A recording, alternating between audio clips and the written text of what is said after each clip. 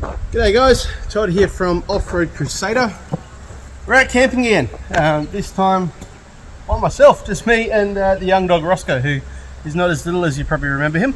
I keep going camping because I enjoy it. There is a huge amount of that enjoyment which comes from obviously the place you're going, the people you're with, and there's also a large chunk of it which is your setup.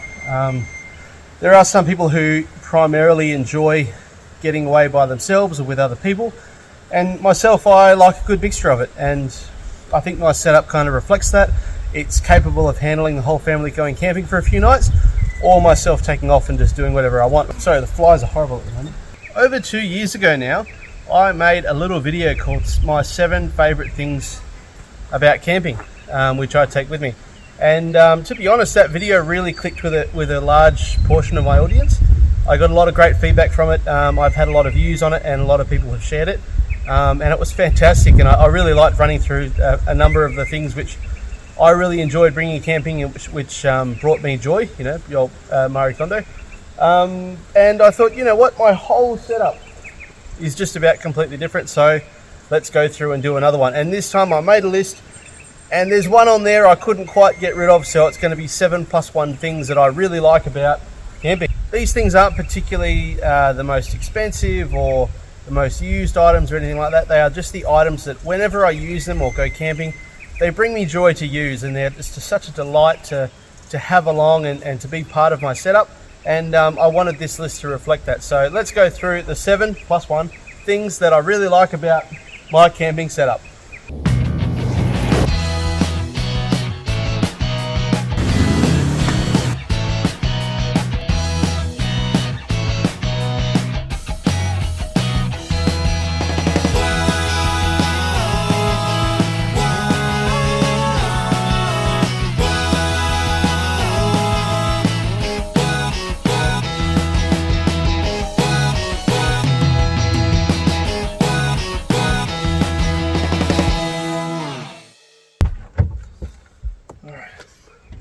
So the first thing I wanted to talk about on this list, and I thought I'd start up the front of the car, is the Quadlock phone holder. This has been fantastic. I've gone through a number of phone holders that I wanted to try and use off-road and for filming and that sort of stuff, and all of them ended up sucking really bad. I tried anything from cheap to anything from expensive. Quadlock is definitely not your cheapest option. It's not the most expensive option either. Oh geez, the flies keep following me there. But this has just seemed to work. I did try having their suction mount, but again, no go. Once you got off-road, it just didn't hold. We got sitting out in the sun, it fell off. I tried a number of adhesive ones, they didn't work. I tried vent holders, they didn't work. And I came across this. So this is the Quadlock. So this is just the mag lock, not the actual twisting one. It has got the wireless charging, so it's obviously got a USB cord that runs to that. I've run it to a constant power socket that I've hidden away under the console, and so there's constant power going to that. It is the full 15 watts going to this too, so it is full fast charging. This is held onto this little silver bit of trim on the side here with the supplied 3M double-sided tape. Before obviously applying the double-sided tape, they give you some isopropyl alcohol wipes, so use that on both surfaces you're going to use. It takes out off any of the wax and grease that's sitting around, and then once you put it on there, it just sits there. It's fantastic. There is adjustment in this base, so you can turn this back knob, loosen that off, and it allows this sort of ball and swivel thing to rotate and move wherever you want it to go. Tighten it back up, and that's it. It's locked in place. It's been great. I've never had my phone fall off this holder, and I've been through some pretty rough roads, and for it to not fall off has been amazing. So look, brings me a lot of joy, because when I get into the car, because this is the newer mag lock one, you don't have to sort of put it on and twist it, which the previous model you had to do. I did have that one, and it was all right, but sometimes it was just an extra action, which was annoying. Now with this one, you just literally knock it on there, boom, it's done. It's simplified and made driving with a phone and camping and needing to use it for navigation or whatever it may be, just made it an absolute breeze to use, and I really enjoy it every time I use it. So my second favourite thing to make it onto the list is the bush barriers. These are a magnetic panel. They just stick onto the normal panels. by magnets. Obviously the whole panel is a magnet, which is fantastic. Make sure that way you don't get little spots of little iron oxide filings that build up on particular points. And yeah, obviously it covers the car. It helps to stop, well, it doesn't help, it does stop a huge amount of pinstriping and scratches and scuffs and all the other stuff you get when you're four-wheel driving and you got stuff rubbing against your paintwork. This 200 series is a VX and it comes with the pearl white paint, which I think, my opinion, is the best colour on a four-wheel drive. And obviously if you scratch it, it's a two-part paint, so it's just that little bit harder to, you can't really use a touch-up pen or anything like that. You can buff it and you can polish it and do what you want, but there's a limit to that and it's hard to do. So if you plan on doing a lot of tight four-wheel drive tracks or scratchy stuff like I plan to do, or if your car's just big and it's wide and it's going to fit down a narrow track and it's going to catch all the branches, this is definitely a fantastic thing to do to the car. I really enjoy it because whenever I'm heading down a little track and I go, oh, I wonder what's down there, oh, it looks a bit tight, oh, I better not, I don't want to scratch the car. Boom, I've already got these on the car. It's got all my signage on it as well, obviously Off-Road Crusader, which is great for obviously my work, what I do, my filming, any promo work I do as well, or just getting the name out there. It's really good for that. You can just get it with some generic designs on there. Bush Barrier do offer, you know, your normal colors. They offer some different patterns. They do also do custom graphics as well. If you want to have a custom design on there like I have, they do have the offer for that as well. So yeah, look, if you're after this, Bush Barrier 4x4 is the company. Head to their website and check out the different options they've got for your car.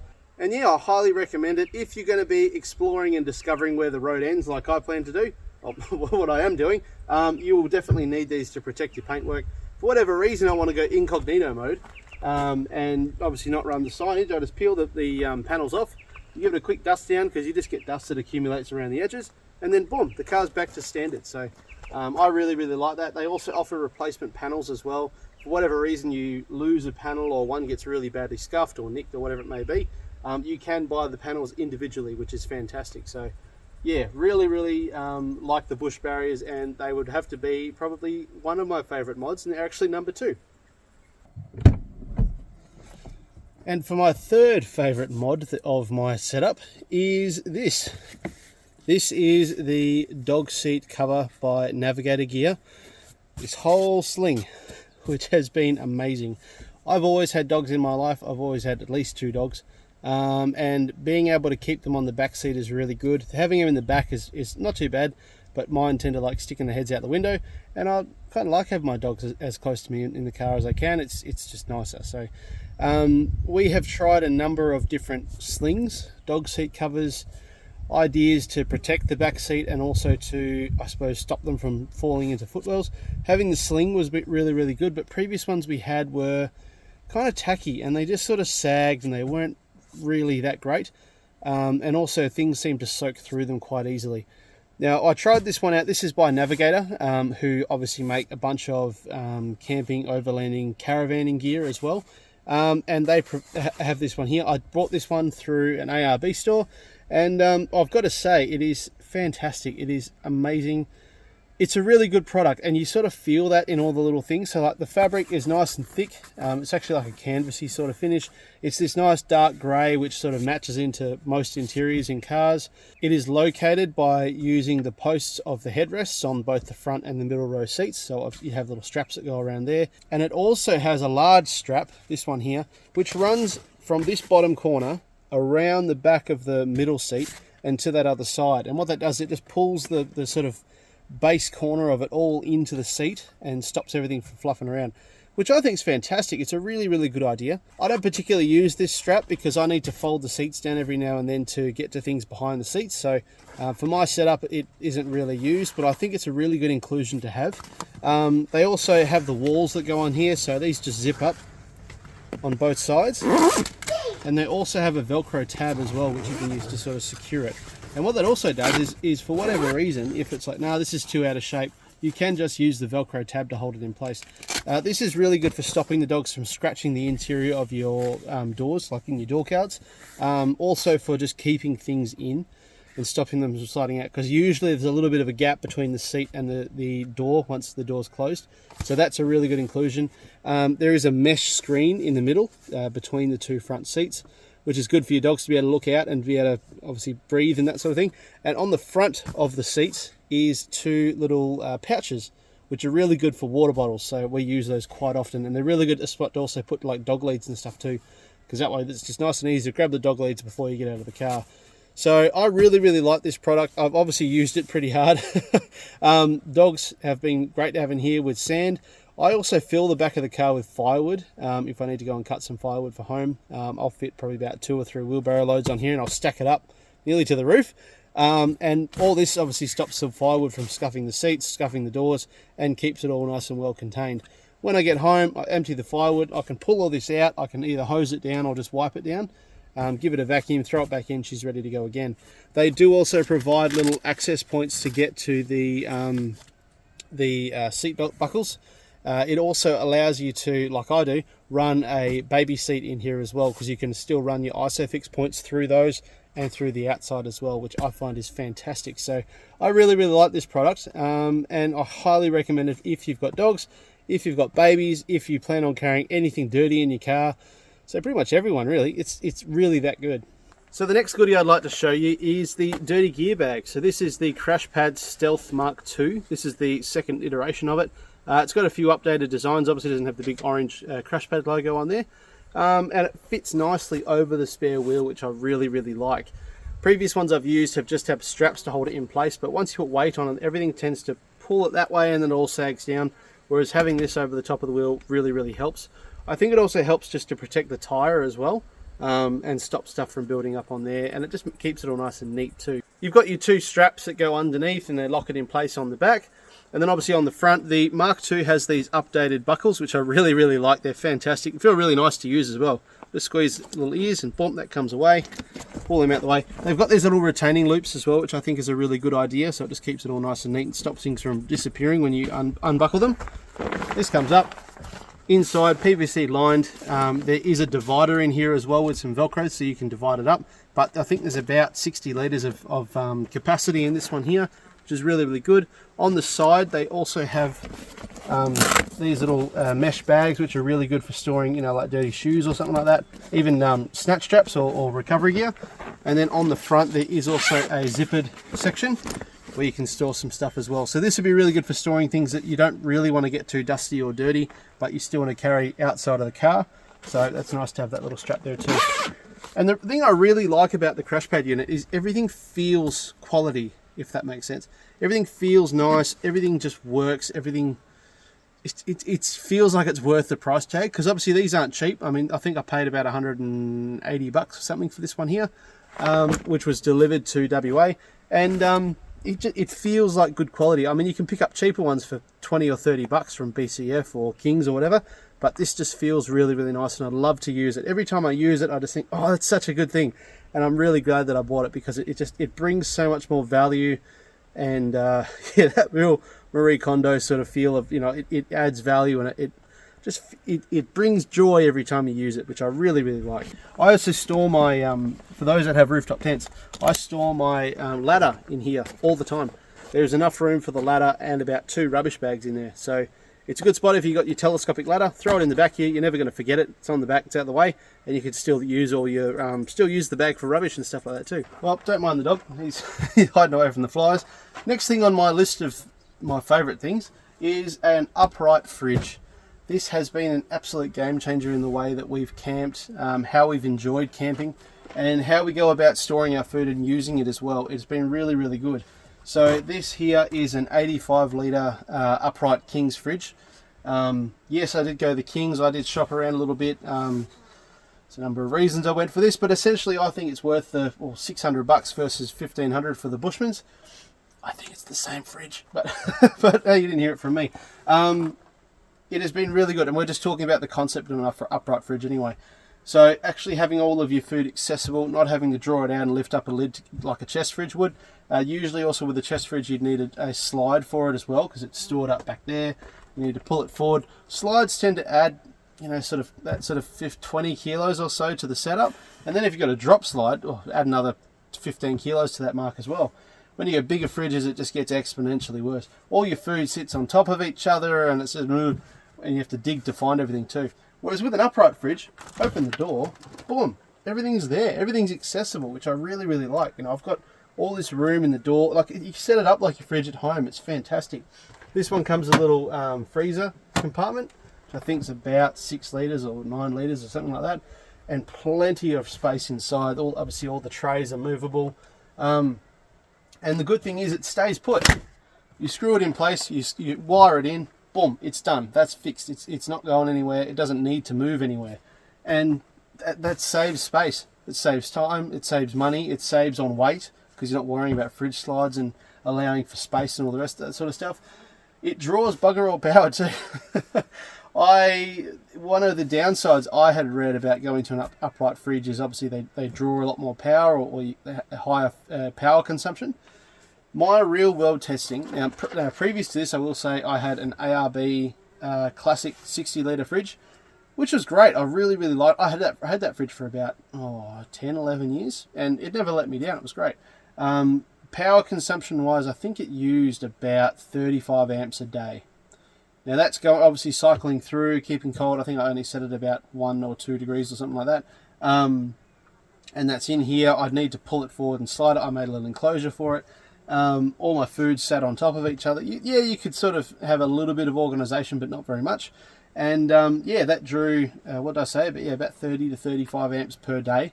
So full, with your solar and everything pumping into it too.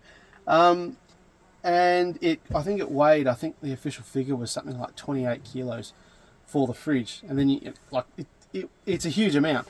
Whereas you go for an upright fridge, this is an 85 litre, so I've gained 25 litres of capacity in the fridge. I've also gained a little freezer compartment. And size-wise, it's really not that much different. It's the same width, which is fantastic. Obviously a little bit taller, but also not quite as deep as well. Now, the power consumption for this fridge, which through my real world testing, has been 24 amps per day, which is fantastic. That's an average of 1 amp per hour. Obviously, you have times when the compressor needs to kick on and run, and then you have times where it's not doing anything, it's drawing bugger all power. But over a 24-hour period, only running this fridge, I've got a 100 amp hour battery. I can monitor it with my 12-volt system. Going from 100%, then 24 hours later, it's sitting at 76%. So 24% of my battery, plus a little bit that's going towards monitoring everything, is only the fridge running, which has been fantastic. I really, really like it. So if you're considering getting a new fridge, I'd recommend getting an upright because it's been amazing for our setup. It's really nice to use. It's just nice just to open the fridge, get to anything you want to, close it, done. You don't have to slide anything back into place. It just brings so much joy to our rear setup. Now, it's hard to even talk about things like functionality and joy and ease of use without even mentioning this one here. This is the RedArc Red Vision system. This is a part of your 12-volt system. Essentially, it's a major hub where everything runs through. It allows for all of your switching, all of your monitoring, all of your battery, water tank levels, that sort of stuff. Temperature probes, you can obviously switch stuff on and off from it. It allows you to monitor your battery. It allows you to monitor a number of batteries.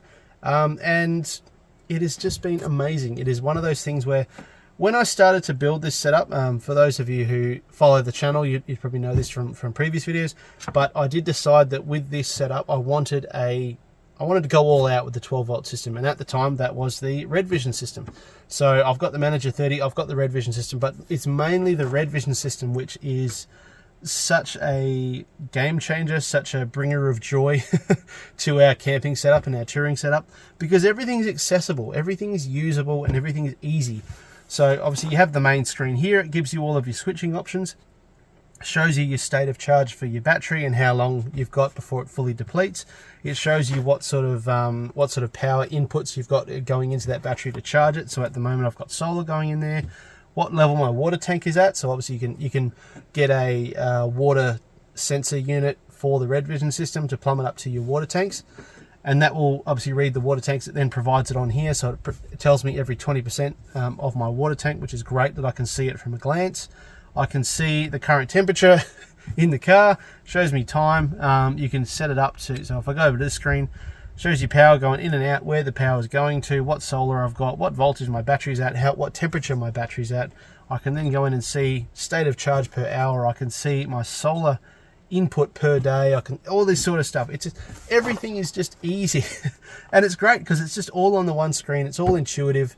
It is also accessible via their app. So there is a Red Vision app that you download at the same time. There is one that you download to configure everything, which sets up everything. Everything is obviously programmable, so you have to spend a bit of time getting it to where you want it to be. And once it's there, it just makes everything so easy. So I go onto here. Oh, yep, I want to turn my air compressor on. Boom, my air compressor turns on. My fridge obviously is already running. Water tank, my water pump I can run. Lights I can run. My inverter I can run. Everything is just accessible from the one screen. It has been really good because it means that I don't have a number of switches hanging around everywhere. All of my wiring, all of my fuses sit up in the actual Red Vision unit. So everything's in the one place, and if you have an error, if you blow a fuse, if you get too much voltage, not enough voltage, it comes up, it shows as an error code on the screen, which I think is fantastic. And the other thing that I will add to this is sort of favorite thing 6.1 is having a inverter attached to the system as well. So being a Red Arc system, you can add a Red Arc inverter, which is what I've done. I've added a 2000 watt Red Arc inverter. That is switched through the Red Vision system, so I can turn the inverter on and off with the Red Vision system, either through the screen or through an app on my phone. So if I'm up in the tent and I want to turn the inverter on and off, I can do that. It also measures the load that the inverter is drawing. So if I'm running it at lower capacity or full capacity, it will show me how that's drawing the power. And yeah, like this whole setup has just become so easy and so functional that when we go camping, we have so many options of what we can do. We can run 12 volt accessories, we can run 240 volt accessories. It's amazing. It's one of my favorite things about my setup, and I get a lot of questions and comments and a lot of admiration about it as well, because it is a pretty fantastic thing. And yeah, I'm really, really proud of it. Now, number 7 on my list of favorite things is the ARB Cargo Gear Bags. I've got the small ones here. I've got, how many have I got now? I've got 3 of them because I like them that much. I bought one because I wanted to see what it was like. They are about, off the top of my head, about 40 bucks. The original ones were all canvas. The new ones are PVC, so they're a little bit nicer with spilling of materials. But the idea being that they are easy just to drop in. They're exactly the same width as the drawers. And I would love to say that in foresight, when I was designing these drawers, I designed them around these, but I didn't. And these just slot straight in, which is amazing. So they sit in really nicely. They just go and plock into the drawers. I use them so that I have one set that sits right at the front of my drawer setup. When I get to camp, I can grab that, open my drawer, pull that bag out and put it on the ground and pull it away from the setup. That's full of my guy ropes, tent pegs, hammer, other bits and pieces I need to set the camp up. So that's, you know, obviously running the awning or anything else I need to do. I can grab that, pull it away, and that's done. The other one I run is full of tools, more items which you don't use every time you go camping, but you should bring with you just in case. I use these all the time. Every time I go camping, I use these. Oh, the third one I've got. Forgot to mention that. I've got this handy little pocket over here, and I actually use it. This one fits in there nicely. This one is my nappy bag. So obviously, having a toddler and having a baby, you want to have some gear in the car, so some wet, wipes and nappies and other bits and pieces, spare change of clothes, all that ready to go just in case things happen, and they do. And I've chosen to put it in a cargo bag because it's just so easy to use. You just pick it up, it slots away nicely, everything's nice and sealed up. I can throw dirty stuff in here and I can wipe it out nice and easy. And also it just stores away in this little nook that I've got in my drawer system, so that it's never really in the way, but if I need to get to it, it's super easy to get to. So yeah, ARB Cargo Gear Bags. The small ones fit really nice in these drawers. You can get larger ones as well. I really, really like these. They are just a nice little cherry on the top of my camp setup to make things nice and easy around camp. So they're my 7 favourite things that I like to take camping with me, that bring me joy when I go camping. Now, there were some honourable mentions, and when I was making this list, there was a lot of them. A lot of them which I just went, this is really nice to use all the time, or it brings value, or it just makes things easier. Some of them weren't quite as important as the first 7 I told you, And of that list, I sort of worked it all the way down, and there was one I couldn't quite get rid of. Now, if you'd seen the original video, I actually had the predecessor to this item, which I used for my gas stove. And I had a few people comment and say, well, if you like that, you should try the 240 volt version. And that's what I did, and honestly, it has been amazing. So this is the companion pop-up 240 volt kettle. It holds only about 800 mil, so it's not a huge capacity kettle. So it draws 1100 watts, so it's perfect for my inverter setup. Plug it into 240, fill it up with water, boom, away you go. At full whack, it draws on my setup about 95 to 100 amps, so it's pretty heavy use. But of that, I have a full kettle of boiling hot water with about 3% of my battery, which is pretty fantastic. So 3% of my battery, and I can have 800 mils of boiling hot water, which is amazing. And the good thing about it is when you're done, boom, empty it out, push the kettle back down again. It takes a bit to sort of figure out exactly how to do the silicon section, and then boom, it packs away.